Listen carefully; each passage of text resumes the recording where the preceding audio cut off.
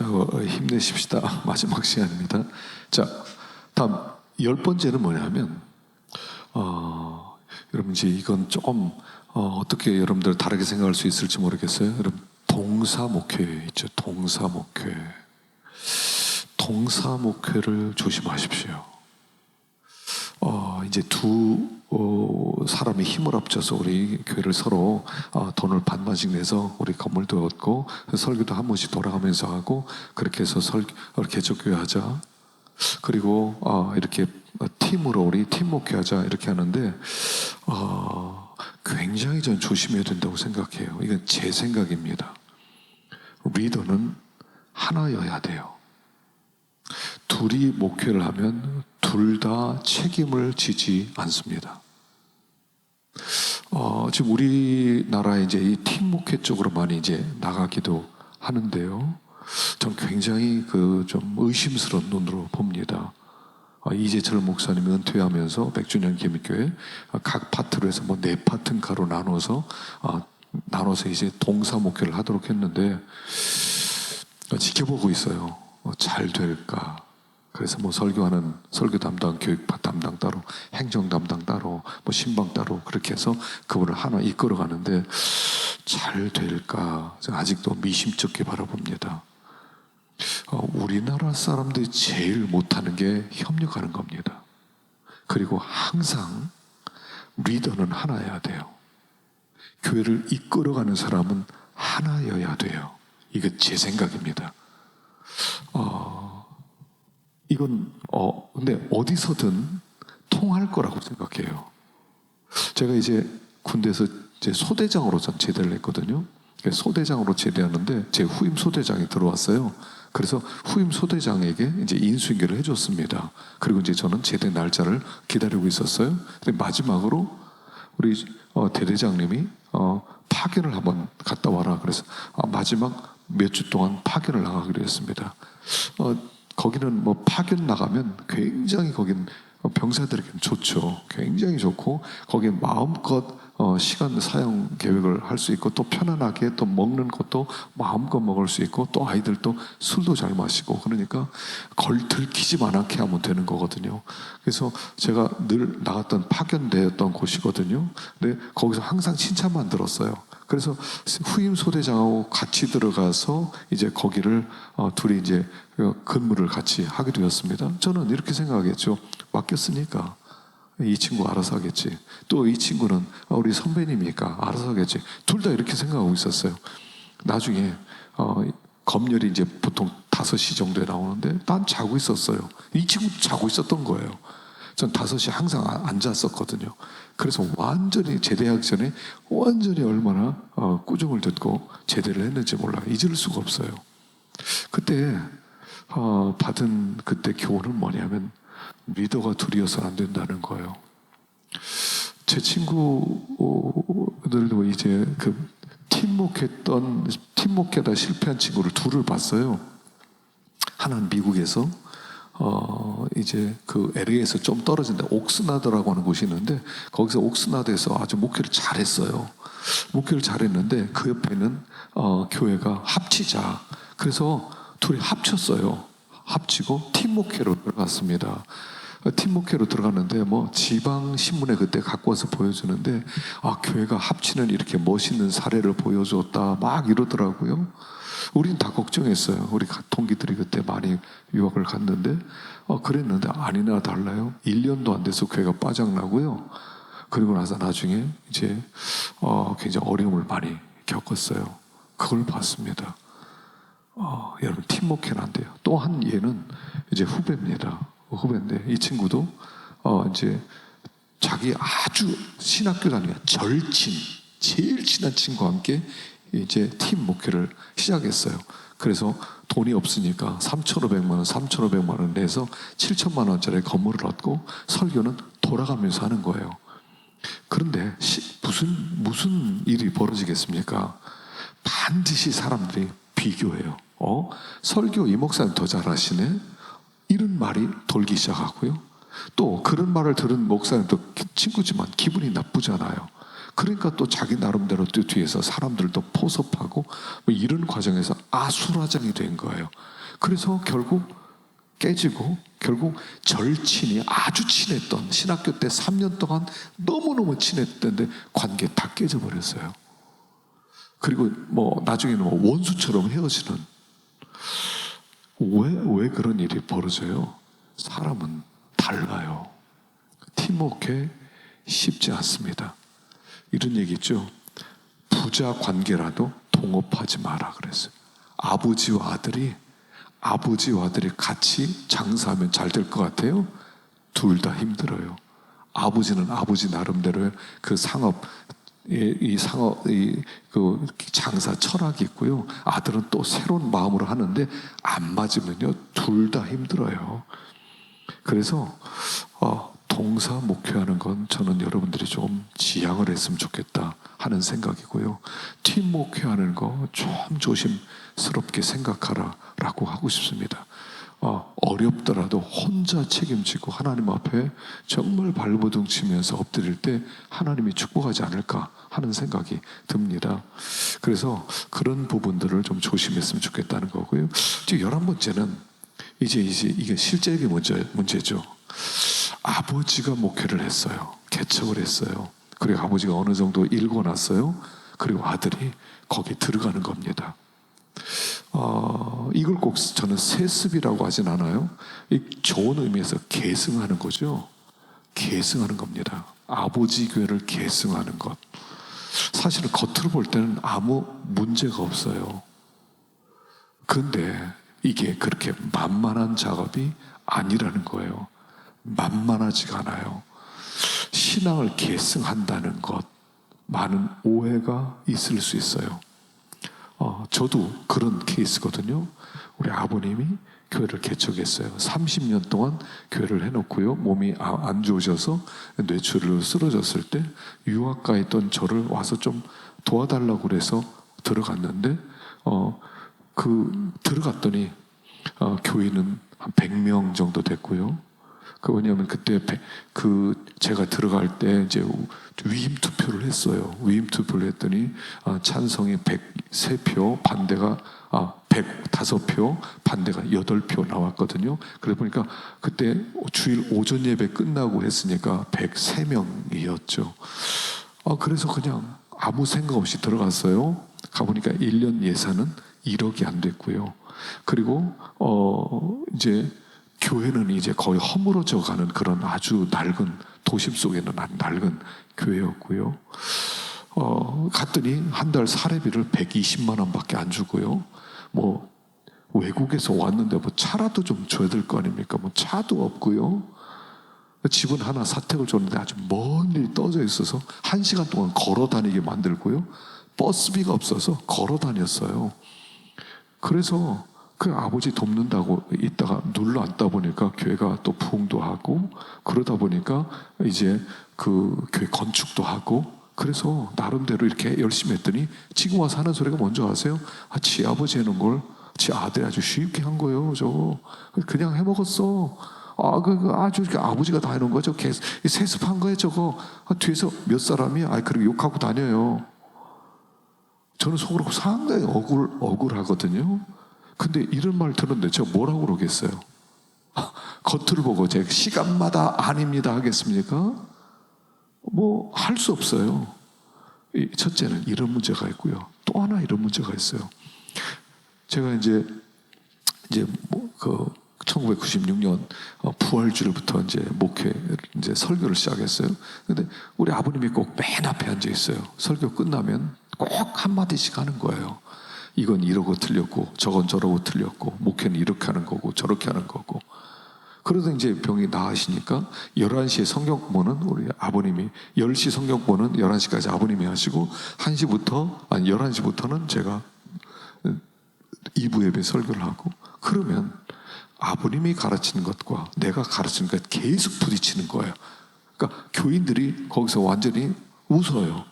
아버지 하는 말과 아들이 하는 말 180도 다른 말만 하고 앉아있네. 그런 욕들을 하고 있는 거예요.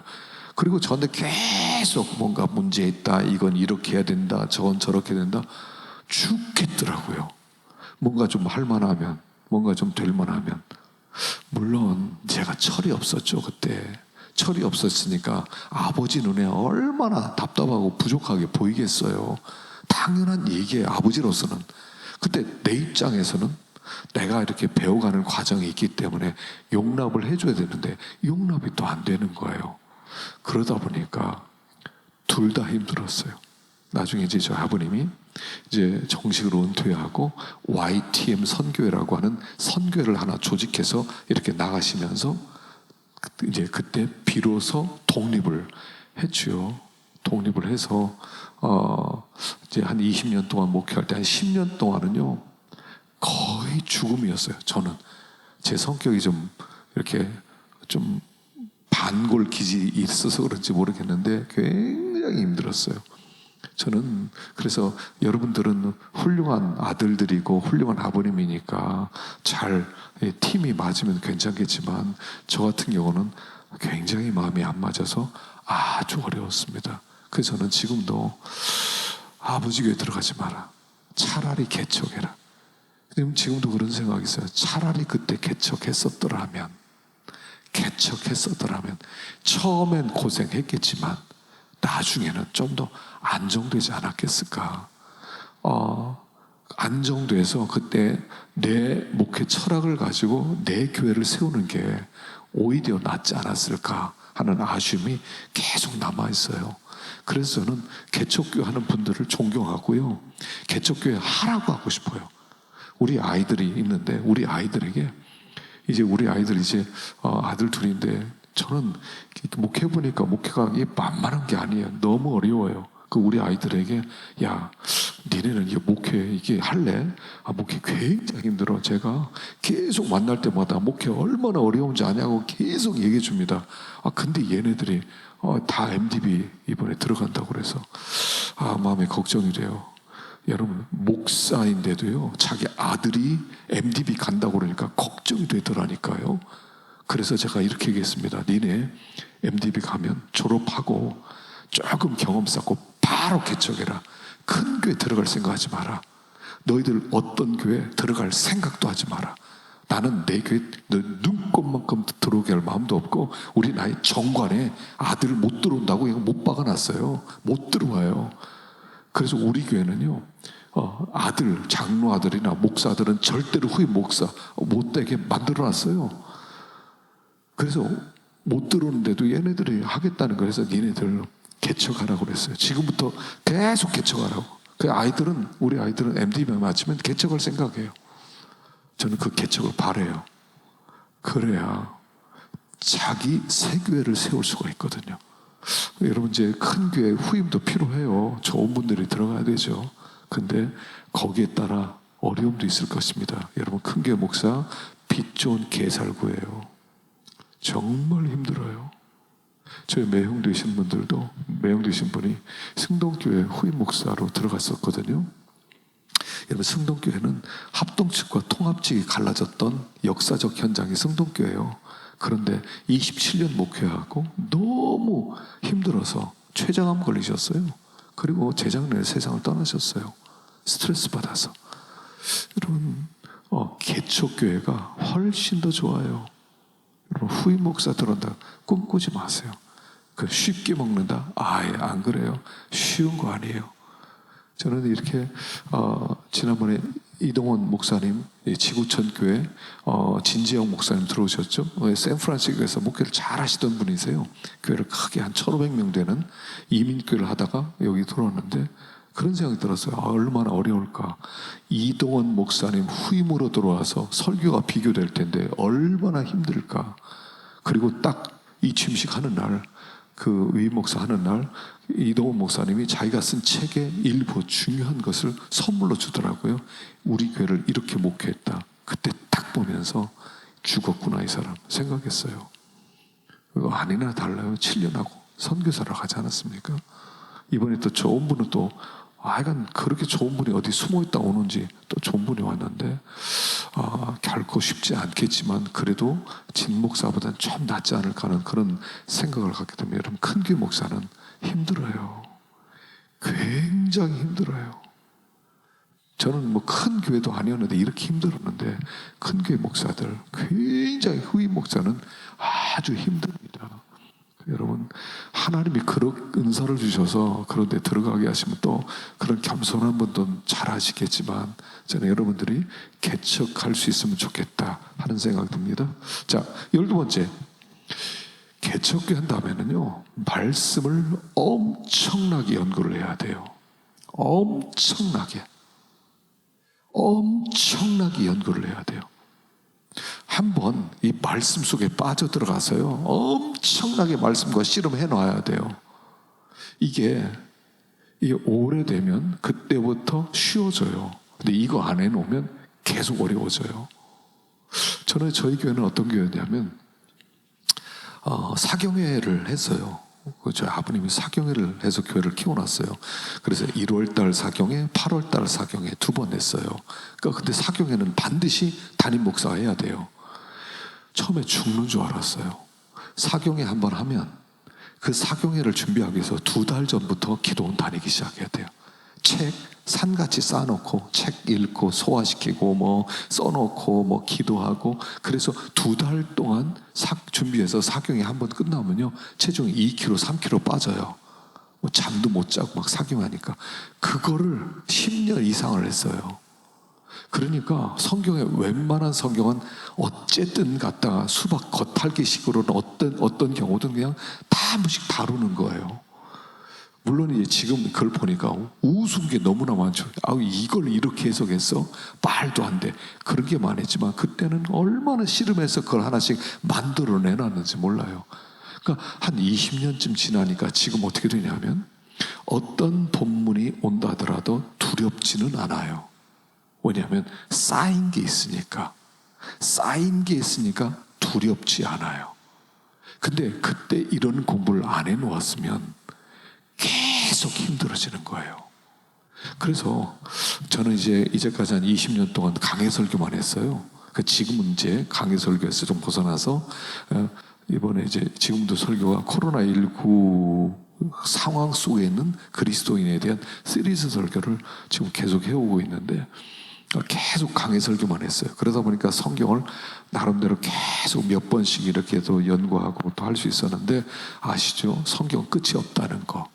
성경 끝이 없어요. 그래서 계속 연구하셔야 돼요. 특별히 개척교회 할 때는 말씀 속으로 들어가셔야 돼요. 교인이 없으니까, 뭐 가족밖에 없으니까 아니에요. 그때부터 준비해 놓으셔야 돼요. 그때부터. 이번에 그 배아노 선교사님이라고 우리 동기가 있는데, 이분이 이제 책을 한 권 썼어요. 책 속에서 무슨 내용이 나오냐면 우리 이제 선생님이었던 박기천 목사님이라는 분이 어떻게 치열하게 공부했는가 하는 그 일화가 쭉 이렇게 소개를 되어서 내가 굉장히 감동을 받았는데, 이분은 공부를 어떻게 하셨냐면요, 책상에 딱 앉으면 옆에 백지에다가 책상에 앉은 시간을 써놔요. 서서 일어나는 시간을 또 써놔요. 또 어디 갔다가 신방 갔다 돌아와서 앉은 시간을 써놔요. 또 다시 일어나는 시간을 써놔요. 그렇게 해서 그 책상 앞에 앉았던 시간을 쭉 계산을 해요. 그래서 목회할 동안에 그분이 내수동 교회를 담임하셨는데, 그 내수동 교회에서 뭐 쟁쟁한 사람들이 많이 나왔죠. 그 내수동 교회에서 목회할 때 11시간 30분씩 공부를 했대요. 11시간 30분. 앉아있는 시간을 계산해서 11시간 30분이 안 되면 11시간 30분을 꼭 채울 만큼 그렇게 매일매일 목회를 하는 거예요. 연구를 그렇게 하는 거예요. 구약 2시간, 신약 2시간씩 매일 읽고, 그건 기본이고, 뭐 하여간 이분은 앉으면 성경 펴고 그냥 그렇게 목회를 해왔어요. 나이 70대니까 힘들어서 어려워서 시간을 줄였대요. 계속 앉아있는 시간, 일어나는 시간을 썼는데 보통 7시간 30분씩 했대요.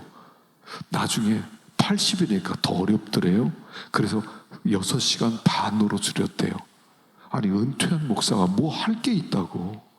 그냥 쉬면서 놀고 뭐 놀면서 여행이나 다니고 여행에 산책이나 다니고 할 것이지, 앉아서 지금도 6시간 반씩 공부하고 있다는 거예요. 얼마나 도전이 되는지 모르겠어요? 여러분, 말씀을 연구하세요. 말씀을 정말 정말 연구하세요. 말씀과 정말 씨름하세요. 영성이란 하루아침에 만들어지는 게 아니에요. 저는 그 스님들의 승려의 그 살이 있죠.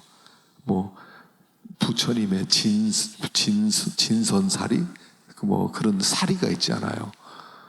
그 사리가 물론 지금에서는 그 사리가 어떻게 나왔냐, 이게 무슨 결석 아니냐 뭐 이렇게도 얘기하는데, 근데 영롱하잖아요. 어떻게 만들었는지 진짜 신비라고 그러죠. 승려들은 죽기 전에 내 사리가 몇 개나 나올까 고민을 한다고 그러잖아요. 여러분, 그 사리가 일생 동안 돌을 닦으면서 나오는 거라는데, 난 목사님들도 나올 거라고 생각하거든요. 우리 목사님들 한번 이렇게 화장할 때 보면 사리가 있을 것 같은 생각이 들어요. 왜냐면 우리도 기도 많이 하는 사람들 아닙니까? 근데 이게 하루아침에 만들어지는 것은 아니라는 거예요. 일생 동안 말씀이, 여러분, 영성에 내공이 좀 있어야 돼요. 내공이 좀 쌓여야 돼요. 그래야 은혜도 좀 끼칠 수가 있고요. 여러분, 우리 목회라는 게 뭡니까? 사람 변화시키는 거예요. 사람 변화시키는 거. 물론 우리가 사람 변화시킨 걸 어떻게 우리가 합니까? 하나님이 아시죠. 예, 하나님이 아십니다. 근데 나를 통해서예요. 나를 통해서 하나님은 사람을 변화시키세요. 궁극적으로 사람을 변화시키는 것은 하나님이세요. 그런데 나를 통해서예요. 하나님이 아무나 설교하면 그 사람을 통해서 사람을 변화시키겠어요? 내공이 좀 쌓여야 되겠죠. 그래서 우리 하나님의 기도도 많이 해야 되고, 성경도 정말 정말 많이 연구하셔야 돼요. 하게 쌓아놓고. 제가 이렇게 이제 가끔씩 어디 누구를 만나러 간다든가 그러면 딱 서재를 봅니다. 그 서재를 보면서 뭘 보냐면 새로운 책들이 있는가를 봐요. 서재들이요, 책들이 막 쫙 있거든요. 근데 쫙 보면 다 옛날 책이에요. 이것도 옛날 책. 새로운 책들이 있는 목사님들이 생각같이 많지가 않아요. 새로운 책이요. 옛날 책 가지고 빼먹는다는 얘기죠. 새로운 책이에요. 그래서 새로운 책들이 있어야 돼요. 새로운 사조, 새로운 흐름, 새로운 가르침, 계속 발전해 나가야 돼요. 그래야 도태되지가 않는 거예요. 말씀을 깊이 연구하세요. 옛날에 이회수, 좀 소설가 이회수, 좀 병원에 입원했다가 뭐 퇴원하셨는지 모르겠어요. 그 이회수 소설가가 철장 속에 들어갔대잖아요. 그 형무소하고 똑같은 철장을 맞춰가지고 딱 만들어놨대. 그 속에 들어가서 치열하게 2년 동안 글을 썼는데 그 베스트셀러가 되잖아요. 때때로 좀 들어가셔야 돼요. 그 철장 속에 자기를 좀 가둬놔야 돼요. 그리고 거기서 치열하게 말씀을 좀 연구하셔야 돼요. 그러면 뭐가 좀 나오지 않을까? 참 이런 생각이, 우리 후배들 가운데서 이런 탁월한 그런 좀 목사님들이 좀 나오면 참 좋겠다 하는 기대가 있습니다. 자, 마지막 13번째입니다. 결론은 눈물이에요. 눈물이 있어야 목회할 수 있어요. 목회는 눈물이에요. 첫째는 하나님의 눈물이죠. 우리를 안타깝게 바라보는 아버지의 아픈 마음. 여러분, 자녀들이, 만약 우리 자녀 가운데 장애인이 있거나 이렇게 아주 어려움 당하거나 부모 마음이 찢어져요. 아들 노릇 못하고 딸 노릇 못하고, 그 딸 하나가 시집 보냈는데 남편에게 맨날 매맞고, 그리고 나서 맨날 얼굴 퉁퉁 부어서 한 번씩 친정에 올 때 부모 마음은 메어져요. 하나님은 이 땅에 있는 우리들을 바라보면서 마음이 메어지는 거예요. 집 떠난 탕자를 생각하면 하나님은 마음이 메어지는 거예요. 하나님의 마음을 알면 눈물이에요.